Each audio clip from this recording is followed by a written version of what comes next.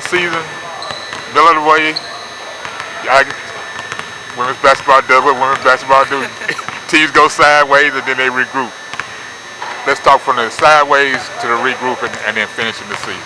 I thought our young ladies, because they're young, we had 10 new players to start the season. We finished the season with 11 players, actually. I had a young lady who started for us, Stephanie Davis, with an injury, and a few kids I let go. And I thought that made us a little inconsistent, which letting kids go mid-season. But it helped us regroup. It helped us refocus, get ourselves together, become a little more disciplined as a team completely. And that was the reason. I thought that was the main reason we finished strong again. The swag is a swag. You all go at home, you look to hold on, and then on the road, you look to steal some games. What road trips kind of like set the tone that you knew the correction had been made? Probably the Alabama trip. Going to Alabama State, be able to win there, beat Coach Frida on her court with Player of the Year Brittany Wright and their team. Very, very established team that's made the NCAA tournament 2 seasons, last 2 seasons. I thought that established us late in the seasons, and okay, you know what, we're on the right track.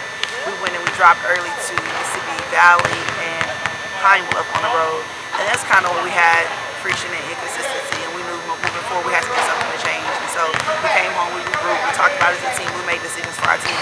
I thought our players did a good job making decisions for their team moving forward. And they kind of just went on down the stretch to us coming home. Our last few games at home, we played Southern at home, we played Alcorn at home, and then we had the first round of the tournament with Purdy and University at home. So being at home definitely helped at the end of the season as well. Your bigs, you got 2 big ones. Most teams, Baylor's got several. You're matching up. You may have to step out in uniform. Yeah, I think that Kalani Brown is an awesome kid, but their supporting staff, they have about 6 actually that can come in and play good minutes for them. And we have a few. I won't say limited, because in conference we're definitely not limited, but playing them, we have to stay out of foul trouble. We're going to have to mix it up a little bit defensively. We know that we're going to give some things up due to size. We just can't give up the really, really high percentage shots uncontested. And we have to box out. We're going to have to be able to rebound the ball. We're going to have to be able to give our best effort. I talked to the ladies a moment ago in the circle about everyone playing on Saturday. We won't play 6. We'll play our team because we need maximum effort for 40 minutes. We need the 50-50 balls. We need the loose balls. We need the rebounds. We need to do everything we can to stay in the game to play against a great Baylor team. I'm excited for the opportunity. I know our players are for sure. And the one thing I love about this team is they're fearless. They're not scared. They're not afraid. And that's the first sign of a team that can have an upset. Someone who's not afraid and who wants to stick to a game plan and find a way to win. Get into your first tournament, your first NC2A tournament. What's it been like first on you and just watching your team, their eyes and all light up? I don't think I realized it until selection show Monday. But for me, it's been great. I've done it as a player, but it was definitely a great opportunity to see them so excited. It's like watching my kids get excited about Christmas. That's what it felt like, watching them win the championship, run off, hug, cry, laugh, shout, because I've watched them all year and what they've been through as a team. Every team experienced things, but this team has definitely faced some adversity. They learned how to fight. They learned how to be aggressive at the right time. They learned how to lead for a young group. So I'm excited for them.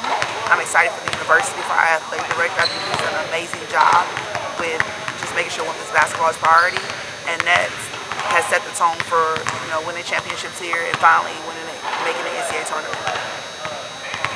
From you as a player, Oklahoma, Rice, and then moving on to coaching, what was it like as a player to experience your first tournament? I think it was incredible because you experienced it with some incredible people. My head coach at the time was Kristen McKinney, and she's actually making the NCAA tournament as well. Her coach is Charlotte Smith, and it'll be their first appearance at Elon University too. And if they can experience what we experienced, they'll have a great opportunity. Coach McKinney always made sure that we were great people. You're great people, you'd be a great player, and she believed in discipline. But we had a good group, and we had a great supporting cast. Willie Hatch was on that staff, Shanice Stevens was on that staff, Carlos Terrell was on that staff. The group was good, so it made the experience great. The best thing about it was we were able to go on the road and do something sweet. So I know things do happen. With Santa Barbara, We ended up landing North Carolina in the second round. So we've had our wins on somebody else's home court, you know. So I think it set the tone for what we did the following year. I think we had Notre Dame at home the following year because Notre Dame actually won it that year. So it's been they came to a tournament. You know, you have the Root Riley in the building. So it's been a great experience for me living through it. And it kind of started the tradition at Rice as well. So hopefully this starts the tradition of what we'll see in the future. And I remember that. You all went to Santa Barbara.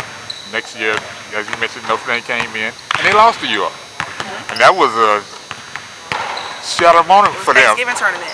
But who else lost us that year was Baylor. Yeah.